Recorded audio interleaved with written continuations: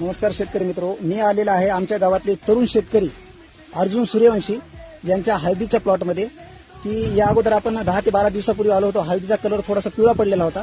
आपण त्यांना एक फवारणी घेण्यासाठी सजेस्ट केलं होतं.